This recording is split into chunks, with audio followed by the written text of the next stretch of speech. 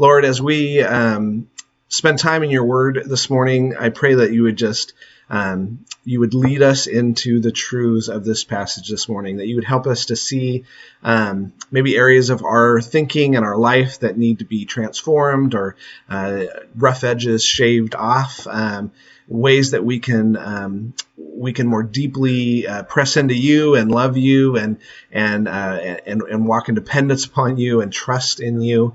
Lord, as we look at Abraham and his life and how his life impacts our lives today, Lord, I just pray that you do your work in us this morning. I pray this all in your name. Amen. So last time we were in this passage a couple weeks ago, we saw that Abraham was not a righteous man in and of himself. He wasn't righteous by what he did. He wasn't righteous by what he did and his deep religious belief in God, like those things together, what we'd say like faith plus works. He wasn't righteous because of that. He wasn't righteous just because he had some sort of religious belief, some religious system that he was conforming his life to. He was righteous because he chose to stop trusting in himself, and he began to trust in Yahweh. Yahweh is God's personal name. It's used throughout the Old Testament. In fact, anytime you ever see in the Old Testament you're reading and you have the word Lord in all caps, like little small caps, that's God's personal name, Yahweh. So it's all over the Old Testament. And so this is him trusting in Yahweh, that he put aside trust in his own thoughts, trust in his self-determination of his life's direction. He put aside even his own logic, his own reason, or what other people would think was reasonable. In fact, I think Abraham is probably one of the most reasonable guys ever because of who he trusted in. But what other people would see as logical or reasonable. And he chose to trust completely in the God of the universe, completely in Yahweh. It caused him to do things that were even contrary to most people's logic, contrary to outside thinking and reasoning. It allowed his life to be taken in a completely different direction than he might have taken if he was self-determining his life. And he wrapped his life around who God is and what God thought, and chose to just trust him in the steps of his life. And that doesn't mean he was perfect in that. Of course, he made plenty of times where you can see a lack of faith in his life or a lack of trust in his life. But the general pattern of his life was that he was choosing to trust God. He was holding on to that faith he had in who God is and what God says. So the response of God to that was treating him as righteous, right? That crediting as righteous, even though he was not righteous. That's super, super important. Sometimes we can look at these Old Testament characters that we really respect the choices that they made and maybe the obedience that they showed, and we think that that's what their lives are about, or that's the lesson we're supposed to get from their lives, and it's not. Abraham was not a righteous guy. He was not a good guy. He was treated as righteous by God because he trusted God. So God chose to treat him as if he were a perfectly righteous guy. And if we follow his leading, we saw this, if we follow his leading, if we walk in the steps of Abraham's faith, then we become sons and daughters of Abraham. We are not physically sons and daughters of him, descendants of him, but we are spiritual descendants of him. And in the same way as he was treated as righteous, we will also be treated as righteous. And so when you look at God's plan of throughout salvation history, it's not sometimes this idea we get that the Old Testament was all about following law and trying to do your best. And then maybe if you didn't live up to the standard, throwing a couple sacrifices in there to kind of make up the gap of your righteousness. That is definitely a wrong perspective of the Old Testament. The Old Testament saints were saints because they were faithful. They chose faith. They chose trust in God. and he credited it to them as righteous. And just as Abraham started out that way, and all throughout the Old Testament we have demonstrations of people trusting in God, that continues throughout now the New Testament era and our lives after Christ. And so God's plan has always been faith from start to finish. He continues with this idea as he goes on in chapter 4. He's really continuing on with the same kind of set of arguments and logic, but it turns in a slightly different direction here. And it starts here in verse 13. He says this: "For the promise to Abraham or to his descendants that he would be the heir of the world was not through the law, but through the righteousness of faith." So now he's turning kind of to look at the promises that were given to Abraham. And that for him, he was promised to be the heir of the world, it says here. It's this idea that Abraham was promised that in him all the peoples of the earth would be blessed. That this idea that really Abraham's blessing was only to go to his descendants, the Jewish people, was just a wrong idea, wrong thinking that developed over the years. That the intention from the beginning is that through Abraham, the whole world would be children of Abraham, would have the opportunity to be children of Abraham due to his faith, not due to his physical descendants. And so that promise that was given to Abraham, that did not come through Abraham following a set of rules, God's rule book that the Jews would look at, the law, the set of standards that he set up for Israel. Because if you know the chronology of things, that law didn't come till centuries later. It was way later that Moses wrote down the law and spoke the law to the people, received the law for the people. And so Abraham didn't receive his promises through the law. This is important for the Jewish mind. It's important for us too. We have some application here too.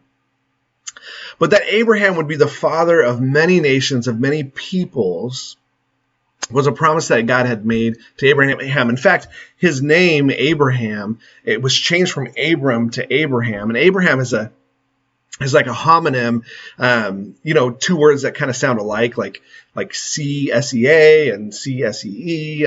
They mean different things, but they sound the same. Abraham's name is a homonym to two Hebrew words that mean father of many nations, father of many peoples. And that was a promise to him. But again, it didn't come through the law, didn't come through him being obedient, didn't come through circumcision, because this happened before circumcision. So the promises to him came again through faith, his trusting in God, and God crediting to him the righteousness of faith, the rightness that comes through faith. And he goes on, he says, "For if those who are of the law are heirs, faith is made void and the promises nullified. For law brings about wrath." Now again, he's hitting on some concepts that we've already seen, and he's just trying to bring them back home for us again. He's saying if it's true that the heirs of the promises of Abraham are those who follow the law, then faith is voided. It does not exist. It actually means to empty out faith. Faith, you can say you have faith, but it has no content to it. Because faith is a separate game. Remember we talked about this kind of game show idea. It's a separate game you play than doing works, than following rules. They're mutually exclusive. You're either trusting in God or you're living by trusting in yourself and your ability to follow rules. And so he says faith is voided. It's like having a ticket to a concert that gets canceled. That ticket isn't worth the paper it's printed on. It does nothing. It's void now. There's no concert anymore, right? Faith is void if law is the direction that you're going. And if faith is void, then the promises are nullified. The promises are rescinded. The promises are wiped out. They're set aside. They're invalidated. Which means for us, the promises of justification are void. Propitiation, void. Grace, void. Redemption, wiped out. Those promises do not exist under the law system. And he's already established that. We're not going to go back. He's already established that. I hope you remember that. You can always go back if you missed a week and go back and watch the video from that week. But he's already proven that. So what's left? If faith is void and the promises are rescinded, then what's left, he's already proven, is this rule-following, law-giving, and the result of rule-following and law-giving is wrath. There's no other option. Because we cannot be perfect rule followers. We cannot be perfect law livers. And so, God's wrath is a result. Always.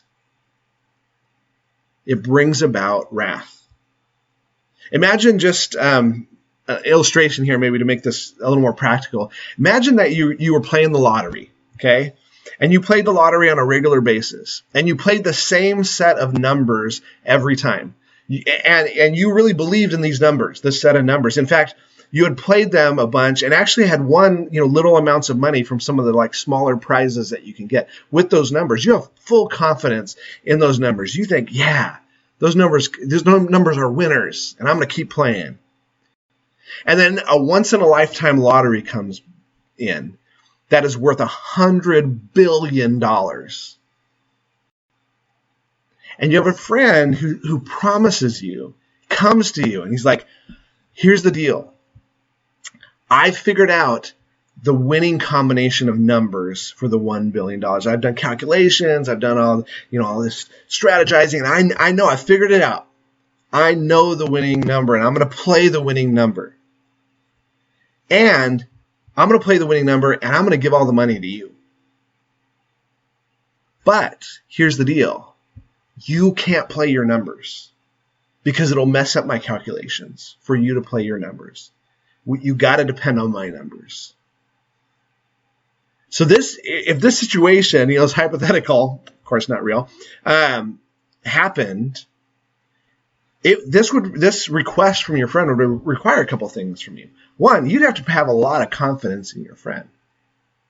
And really, you would have to take the confidence you have in your numbers being winners, and yet have to place that confidence in your friend. And in doing so, you would have to admit to yourself that your numbers are wrong.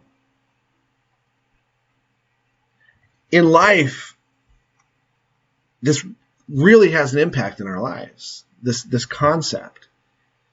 Because if you or I am trusting in rule following, if you or I are trusting in obedience, if you and I are trusting in our own morality, then faith is void for us. Faith is empty for us. Faith is not a thing in our lives because we're trusting in our own obedience.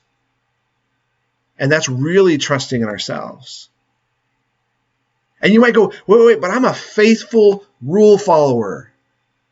Okay, that's not faith, though. That's not biblical faith. And if that's you, then God's promises to you and to me, justification, propitiation, redemption, grace, forgiveness, all of these things that are promises to you and me, they're nullified. They have no power. They have no effect.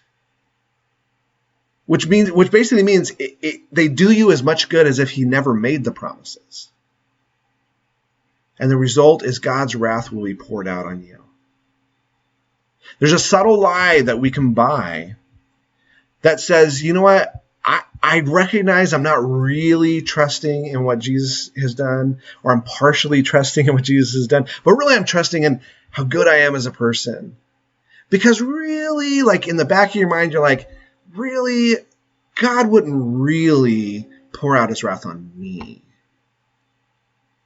that would be unfair because I'm a pretty decent guy. And so, I kind of trust in what Jesus did. I believe that he did what he did. Yeah.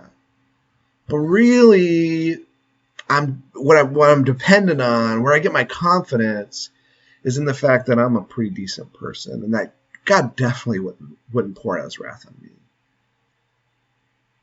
And like I said, when I started that little hypothetical, it's a lie. He's trying to get us convinced that is a lie. God's wrath will be poured out on that person.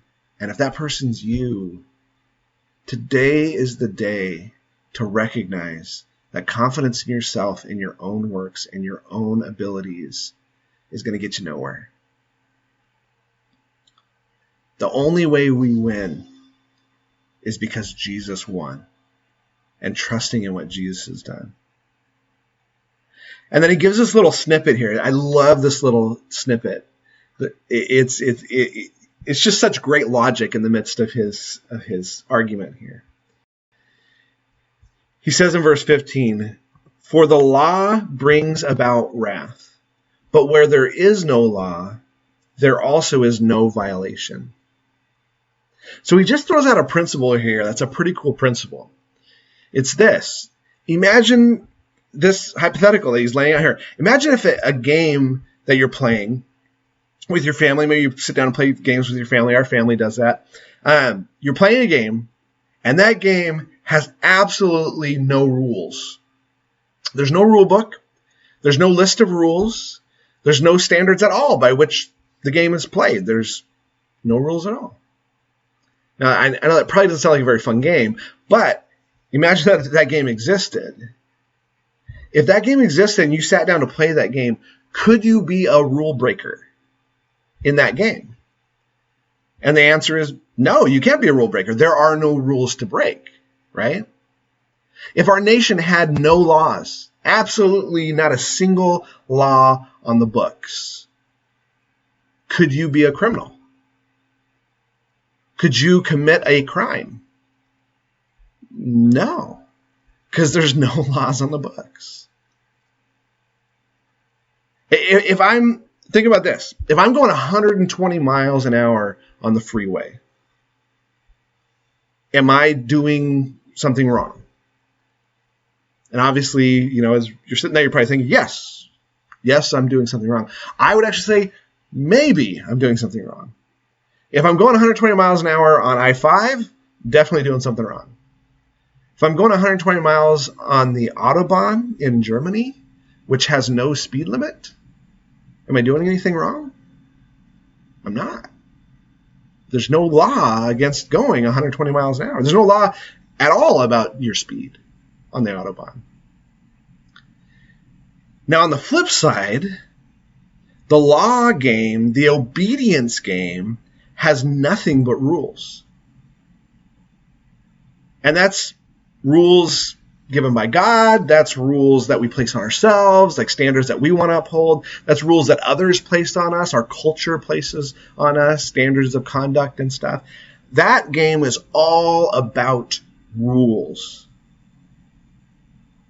And a rule-based game, you can break the rules, and actually, you will break the rules. There's another game that we've taught students over the years that they really like. It's a game we play called Mao. And the whole point of the game of Mao is that there are so many rules that are so hard to keep track of that you're bound to break the rules. And so it's all about getting these penalties in the game and trying to get the least amount of penalties because you can't remember all the rules. And then whoever wins the game makes up a new rule and you just pile on the rules. That game's really hard to win because all you're doing is breaking rules all the time. But where there is no law, there is no violation. The faith game is a game where there are no rules. No rules to be kept to win the game. And while you might be going, hey, what about obedience? Hey, we'll get there on that. There is good works in the Christian life. There are good works that come out of the Christian life, but it actually may be different than what you think. But as far as the game of faith, the game of trusting in who Jesus is and what he has done, there are no rules. And that means there's no violation. There's no breaking of the rules. And he doesn't say it here, but the insinuation is if you don't break the rules, then you don't pay the price for breaking the rules, right? We're free. He goes on, verse 16. He says, "For this reason it is by faith, in order that it might be in accordance with grace, so that the promise will be guaranteed to all the descendants, not only those who are of the law, but also those who are of faith, the faith of Abraham, who is the father of us all. And it is written, a father of many nations have I made you." It is by faith so that it can line up with this grace that God wants to extend to us, so that the promise can be guaranteed to not only those who are of a physical descent of Abraham, but also those who are spiritual descent of Abraham, you and I. And it has to be by faith, or grace is nullified. Remember that idea of one way, this one-way favor of God toward man? Faith is the only way that grace can be extended. Because if it's not by faith, then it's at least partially by things that I do, and it becomes this exchange, this two-way street. But remember, God's plan, God's salvation, God's justification, His propitiation is by grace. It's a one-way street. So it has to be by faith. You see, I was just kind of piling on logical argument on top of logical argument, hopefully to break it into our numbskulls, that our efforts for God mean nothing in regards to our salvation. They mean nothing in regards to our justification. And then he says this, another great verse. He says, Abraham, who is the father of us all, as it is written, a father of many nations, I have made you, in the presence of him whom he believed, even God, who gives life to the dead and calls into being that which does not exist.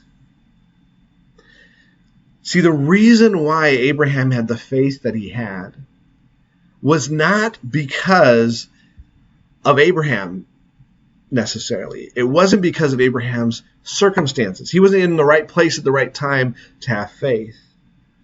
The reason why he had faith was because of who God was, who was making the promises. This was not just anybody making the promises. This was the God of the universe making promises. The one who gives life to the dead. Does anyone give life to the dead? The answer is no. I don't care what YouTube video you've seen. I don't care what article you've read about reanimation of matter. No.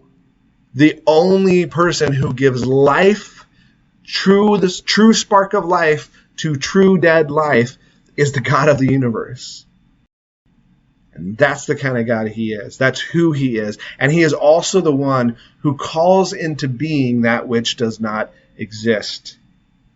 He summons into being, he requests the presence of something that has no existence prior to his calling of that thing. I used to do this exercise with my sixth graders, that I would tell them, I said, today you have a chance to get an A for the semester in the class. And they'd get all excited about that. I'm like, you don't have to do anything else. You can blow all your memory verses, don't have to take another test. Just this one day, you get in a group. If your group can pull this off, I'm going to give you an A for the semester. I said, it's a really simple thing. All you need to do is create something from nothing. And they would get together. I'd give them like 10 or 15 minutes, and they'd come up with all these different ideas, all these creative ideas. And it was always a little bit different. It was always interesting to see what they would come up with.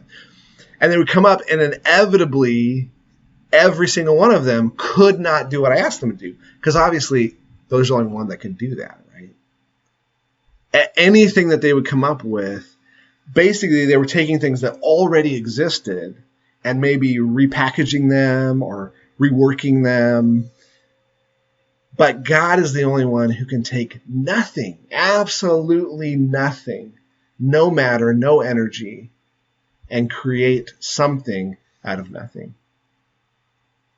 See, Abraham's faith was amazing. I mean, he did some amazing things in his life. We'll look at some of those. But it was because of who God was, not because of who Abraham was. Let's look at the point here on the handout, if you want to fill it in. It says this: God's promises to Abraham were secured through faith. It is the same with God's promises to us. God's promises to Abraham were secured through faith. It is the same with God's promises to us. So I just want to spend some time discussing in our groups this morning and answering this question.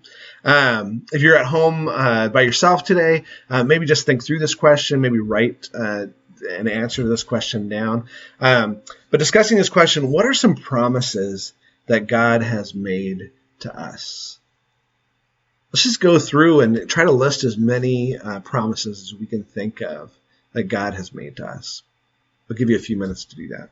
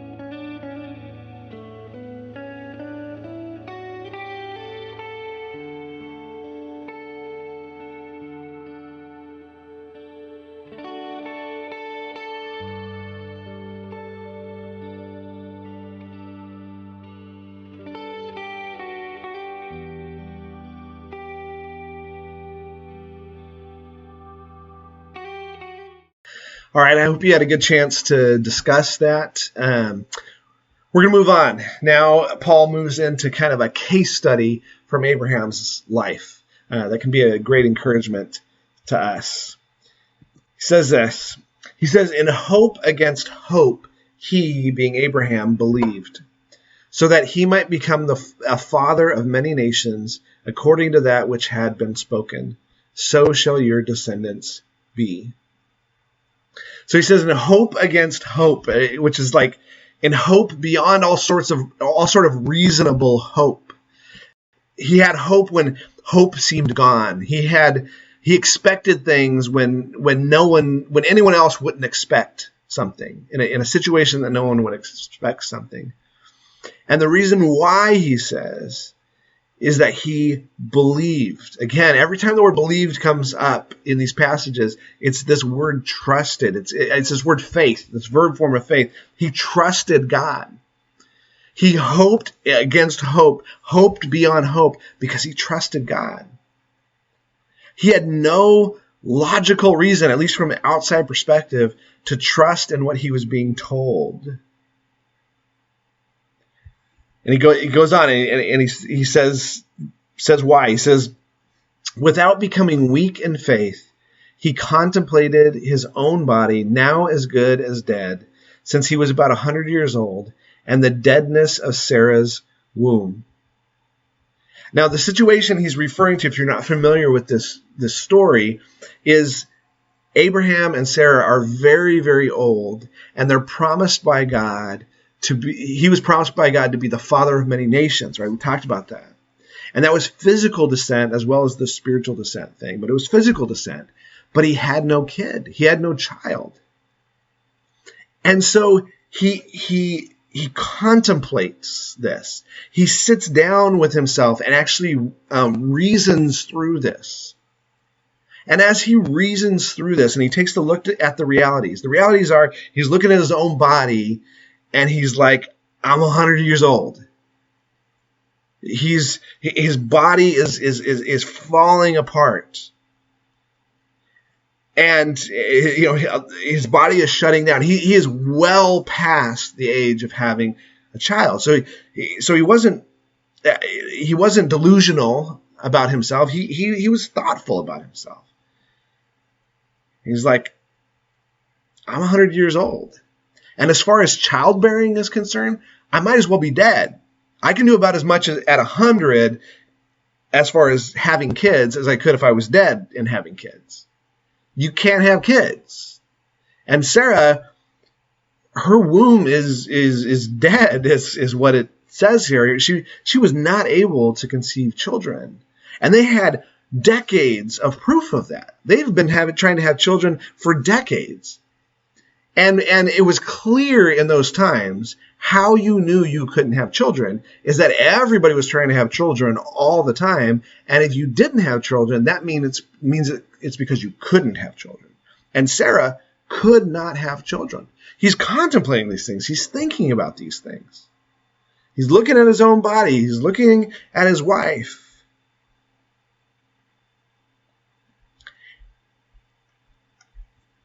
But he's looking at this situation, and he's also contemplating who God is, right? He's contemplating who's made the promises to him. But understand, imagine being in his shoes and how hopeless that situation would be when you want kids, but you're clearly in a state in which no one has kids at that point. Imagine Glenn and Kathy or Cliff and Bev or Ted and Diane come into my office, and they're really excited, and they're sitting there like, Nate, we got to tell you something. I'm like, hey, yeah, what? What are you going to tell me? We're trying again. Trying what? We're going to try to have kids again.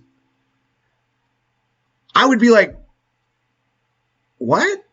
Like, I'd probably try to have a smile on my face, like, be supportive or whatever, but like, What are you talking about?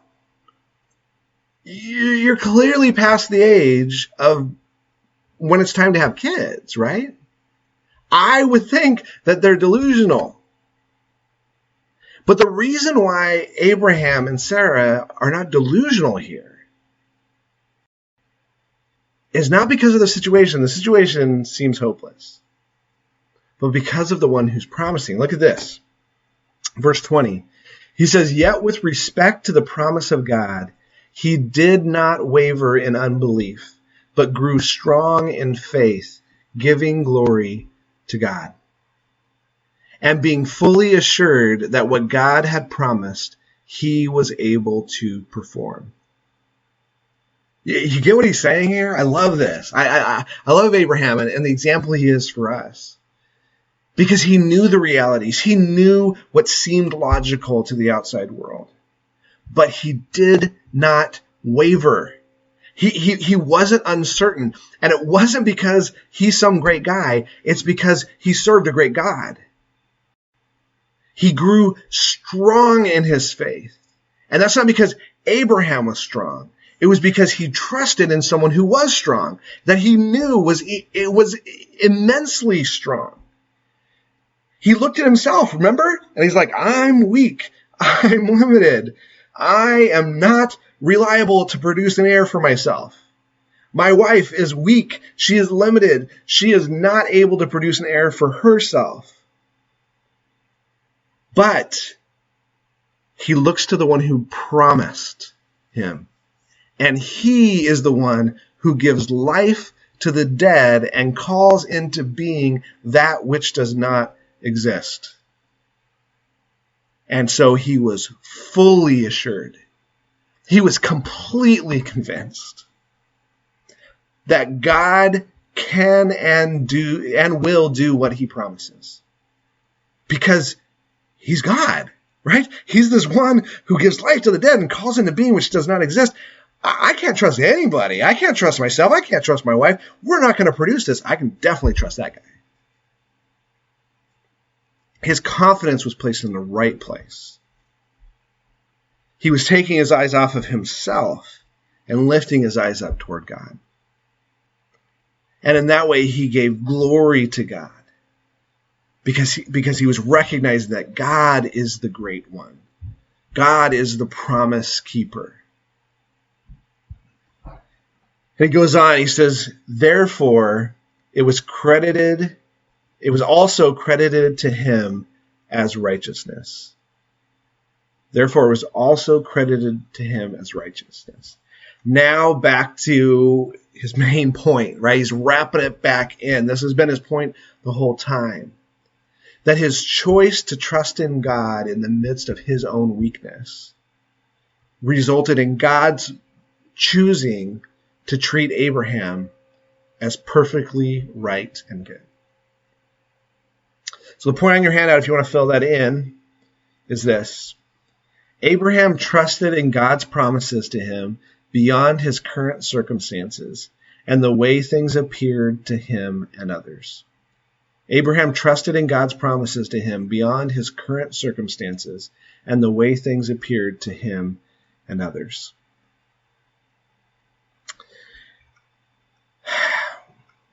Just think about this for a second. Faith is trusting the facts we know about God. And Abraham had some information about God to go on. He had a good amount of information to go on about his God Yahweh. And he had more as his life went on. He had more reasons to trust in him as his life went on. But think about, since then, all of the information that we've gained about God. Things that we can look out throughout history, the way God has been working throughout history, that we have far more information to go on than Abraham had. Far more reasons to trust in this completely trustworthy God than Abraham did. What a privilege we have. We can look and see a couple who had a child in their old age. They didn't have that. We have that. We look back and we're like, Abraham and Sarah, God was faithful there. God lived up to his promises. He promised and he was faithful to it. We know he's a God who took a wooden staff and made it into a snake.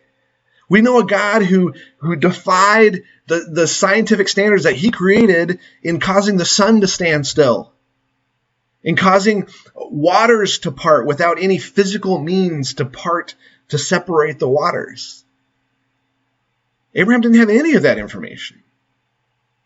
We have a visual, an actual instance of God giving life to a dead man, to his son, bringing his son back from being stone cold dead, back to life. You know God has done this.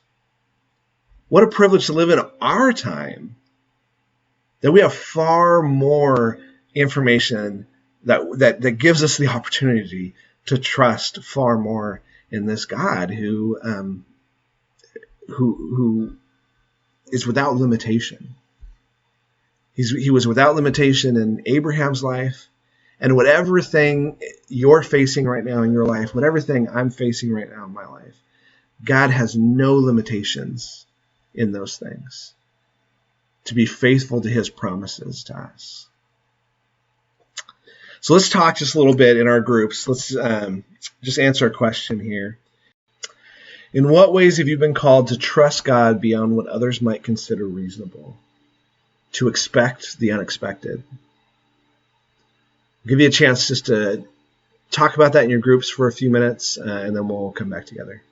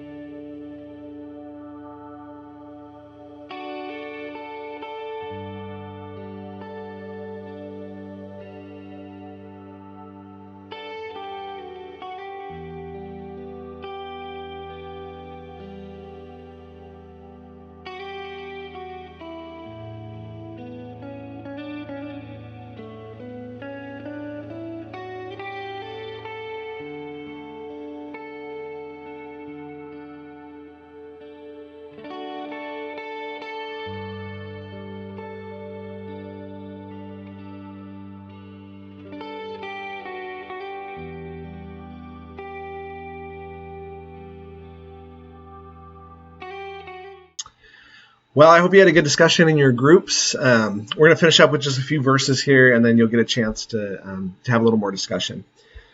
So in verse 23, it says this, "Now not for his sake only, Abraham's sake only, was it written that it was credited to him, but for our sake also, to whom it will be credited." So now it's application time. It's bringing it home time in our lives. That chapter 4 here, the Apostle Paul didn't put it in here to just tell us a story about Abraham. He wanted to use Abraham to springboard to tell us a story about us. Now, are we trusting in the same promises as Abraham? And we get to have children when we're old? No. We're not trusting those same promises. Again, if Glenn and Kathy or Cliff and Bev or Ted and Diane came into my office and said, they're like, "Yeah, we're trying again." And I'm like, "Why are you trying again?" Well, they're like, "Well, look at Genesis 18. I will surely return to you at this time next year, and behold, Sarah, your wife, will have a son." And Sarah was listening at the tent door, which was behind him. Now Abraham and Sarah were old and advanced in age. Sarah was past childbearing. Hey, we're past childbearing, and God promises children to those who are past childbearing. Or Genesis 15, the word of the Lord came to him, saying, "This man will not be your heir, but one who will come forth from your own body. He shall be your heir." Then he believed in Yahweh, and he reckoned it to him as righteousness. We want righteousness reckoned to us, so we're going to trust that God's going to give us a child in old age. Well, obviously no, right? None of us are going to support that idea. I would have a long conversation with those guys if they were saying that, but of course they wouldn't say that. But it does bring up, that's a silly example, of course, but it does bring up that we have to be careful here. Because we have to avoid faith in things that are not promises to us. See, the promise of a child in old age was made to Abraham and to Sarah. That promise is not for us. And yes, Abraham trusted God when he said that. And God credited it to him as righteousness. He treated him as righteous because God trusted him. But that is not a promise that's made to us. We need to avoid faith in promises that are not to us and fully trust in promises that are to us and for us. And I say that from personal experience with many times talking to people who take promises, rip them out of the context in which they were made, and apply them to their own life. And that is extremely dangerous because that is not a promise that was made to us. There are plenty of promises made to us, amazing promises. And the promises in this context are justification, propitiation, grace, right? This salvation, these salvation truths for us, these are promises made to us that we can trust in. And he's going to talk about those. But we need to avoid placing our confidence in promises that are not ours. So what promises are ours? He says this. As those who believe, as those who trust in him who raised Jesus our Lord from the dead, he who was delivered over because of our transgressions and was raised because of our justification. The object of our faith and our trust is God's work in Jesus. That is the object of our faith. That is the thing that we trust in. We divest ourselves and trust in our own works and fully shift our confidence to trust in his work, his death for our transgressions, not us trying to make up for our failures. That's a wasted effort. But laying down us making up for our failures and trusting in his work on behalf of our failures. And his resurrection life that secured our justification, that secured our not guilty verdict, even though we are full of guilt. We were freed from that guilt. and declared not guilty as we trust in what Jesus has done. And again, just as God viewed Abraham as completely, perfectly right and good, even though he was far from that, in the same way, we get credited righteousness, in which he views us as perfectly good and right, even though we are far from that. We need to fix our faith on the person and the work of Jesus. And that's the point on your handout, if you want to fill it in. Our faith is firmly fixed on the person and work of Jesus. Now, it's a little theologically termed, but the idea is still there. Hopefully it's easily understandable. That our faith is fixed on who Jesus is, the person of who he is. Just like when you think of Nate, you think of my person, right? When you think of Jesus, you think of who he is, the person of who he is, and also the things that he accomplished. That's where we place our faith, in him.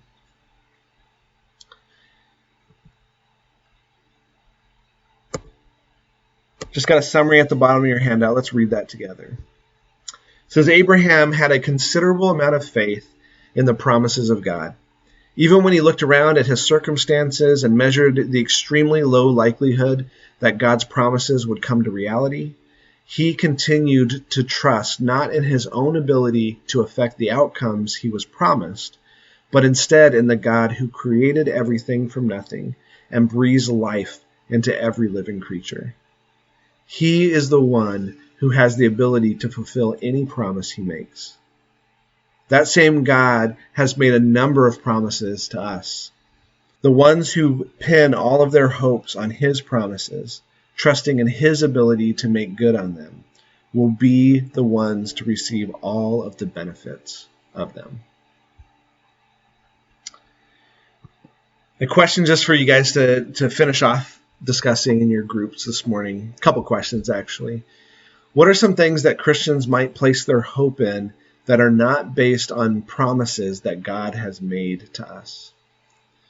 What are some things, like I mentioned, maybe in your experience, that people are trusting in things that God has not made promises to us? I'll give you a quick example of that that's probably the most obvious in our society today, is this health and wealth gospel. God has not promised us a comfortable, cushy life if we just do enough to please him. It's not a promise he's made to us. And many brothers and sisters in Christ, many people who call themselves Christians, are buying into that false gospel. But in what other ways might people be placing their hope in promises that are not theirs? And then second question, what are some ways we can encourage each other with the promises that God has made to us? How can we lift each other up with these promises, with reminders of these promises that God has made to us? I'll let you guys have that discussion, and then once your time's over, our morning will be over. Have a great day. Have a great week.